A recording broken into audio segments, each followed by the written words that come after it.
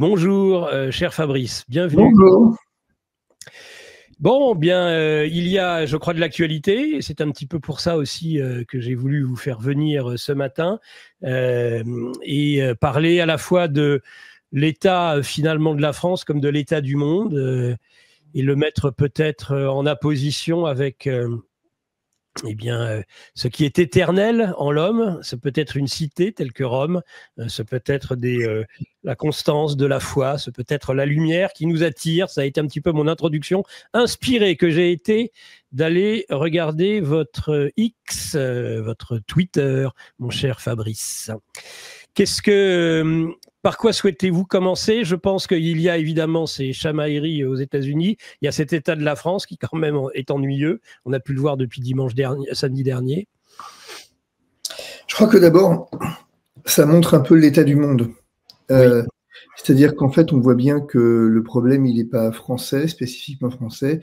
Et ça, d'abord, ça doit nous dire quelque chose sur l'herbe qui est toujours plus verte ailleurs.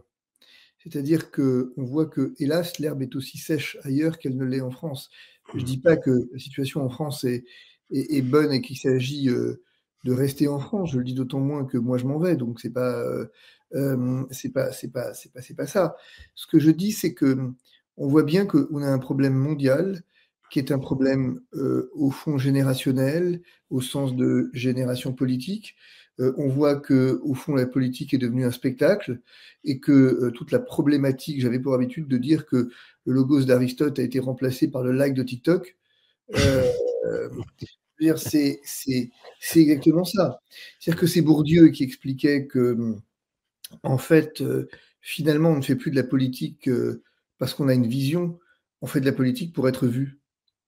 On est exactement dans ce qui se passe. Tout le monde avait mis, moi j'avais été je ne cache pas humblement avoir été un Trumpo-sceptique, attendant de voir. Je trouvais qu'il y avait là quelque chose, tout ce qui pouvait emmerder un peu l'Europe me plaisait quand même, il faut être honnête, mais je ne croyais pas du coup au Messie trumpien, si je puis dire. Et ça nous interroge sur sur cette capacité que nous avons à mettre notre foi, notre espérance de manière inconditionnelle dans des héros politiques sans être capable de la nuance.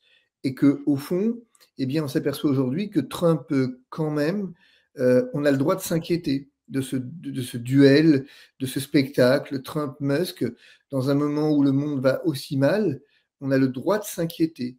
Et que venir leur prêter, finalement, comme je l'entends ça et là, dire oui, mais tout ça, c'est un spectacle ou c'est un jeu, dire les garçons, réveillez-vous, tout ça, c'est bien du spectacle, en effet, mais c'est du spectacle à votre détriment. Évidemment, bien sûr. Oui, c'est exact. Et d'ailleurs, ce qui s'est passé hier soir, pour nous en tout cas, sur nos fuseaux horaires, est tout à fait explicite de cet état du monde, du côté complètement délirant, en plus des enjeux. Quand on pense à ces emplois, quand on parle de nationaliser Starlink, de voir l'effondrement de plusieurs centaines de milliards d'investissement en bourse sur Tesla. C'est absolument dément. Ça montre qu'en fait, je crois vraiment qu'on est à la fin d'un cycle Ah oui. et que de tout ça ne peut émerger qu'une chose, c'est le chaos en réalité, et que c'est du chaos qu'on reconstruira. Mais aujourd'hui, il est constant et il est notoire qu'en tout état de cause, nous sommes à la fin d'un cycle et que dans ce contexte, j'ai presque envie de dire, toute la question qui se pose, c'est qui sera prêt pour le nouveau cycle. Et c'est une vraie question de dire ça. C'est-à-dire qu'en fait, moi, je m'intéresse beaucoup à cette idée selon laquelle, très bien, c'est Raoult qui disait ça, Didier Raoult parlait de la fin d'une civilisation. Et la question qu'on peut raisonnablement se poser, il avait raison de dire, les civilisations passent, pourquoi la nôtre ne passerait pas quelque part? Euh, et en second lieu, de se dire, mais une fois que cette civilisation est passée, du coup, qu'est-ce qu'on fait?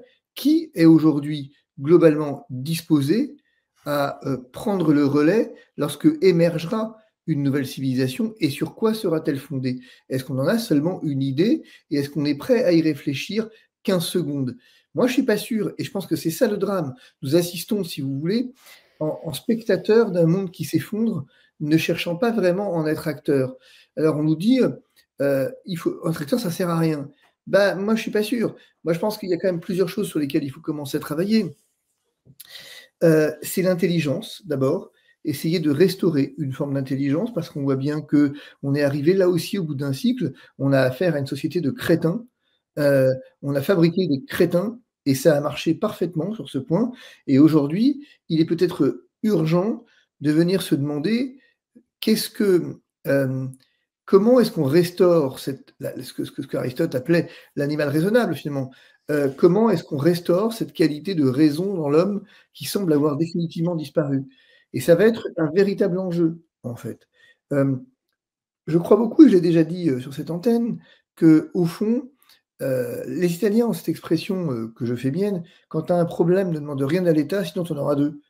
Heu Mais bien sûr. heu il y a quelque chose de profondément vrai et donc apprendre à se passer de l'État et arrêter de vouloir absolument, mettre en exergue, mettre en évidence, un État-providence dont on attendrait tout, du matin au soir, devant lequel on devrait se prosterner et en même temps, il ne s'agit pas de se construire en défiance de l'État, il s'agit de se construire de façon là encore, il faut reprendre Aristote avec la notion d'animal politique.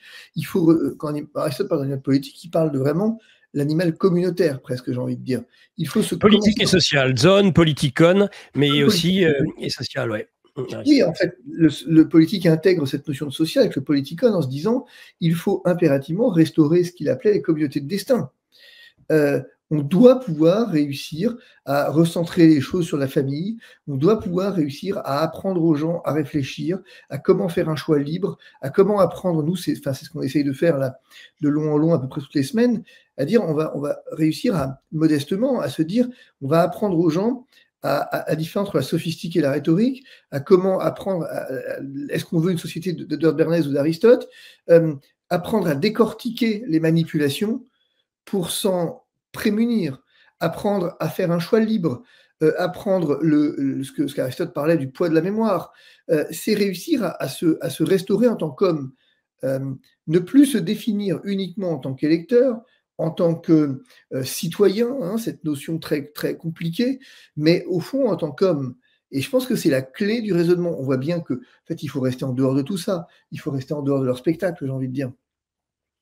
Il faut rester en dehors. Enfin, excusez-moi, mais entre la baffe de Macron, la baffe de Brigitte Macron, et ensuite effectivement les dénégations, scandaleuses et pitoyables de son mari, ensuite avec Trump et Musk, avec Israël, on voit bien qu'on a un vrai problème et que au fond, ce qu'on attend de nous, c'est qu'on commente le monde. Alors, on a raison de le faire. Quand on est journaliste comme vous le faites, comme d'autres le font, c'est important de le faire. On Mais n'a pas le nous choix. avons la responsabilité, une fois que ce monde est commenté, de réussir à profondément et précisément se dire: «Mais qu'est-ce que je fais maintenant que je sais que ce cycle est en train de s'achever? Qu'est-ce que je fais?» Voilà et je Ah, crois que c'est c'est pour ça qu'on vous invite aussi, Fabrice, oui, bien sûr, pour avoir plusieurs niveaux, plusieurs étages dans la mais je pense réflexion. que oui, c'est fondamental, mais je pense que c'est important. Je pense que c'est important d'avoir une analyse de l'actualité. Oui, oui. Il ne faut Ah pas oui. s'en départir et il faut effectivement après que les gens il y a aussi une responsabilité individuelle et là, il y a quelque chose peut-être une courte parenthèse en disant: «Mais les médias alternatifs, quels qu'ils soient, peuvent pas f si vous voulez, ils ne peuvent pas tout ce qu'ils peuvent faire, c'est faire ce qu'ils sont appelés à faire, informer». Heu et donc une fois restaurer un équilibre dans l'information. Ensuite, il va bien falloir que les gens arrêtent là aussi d'être spectateurs, mais utilisent ce qui leur a été enseigné et ce dont ils ont été informés pour en faire quelque chose. C'est ça l'enjeu. Il y a une étape d'après, en fait.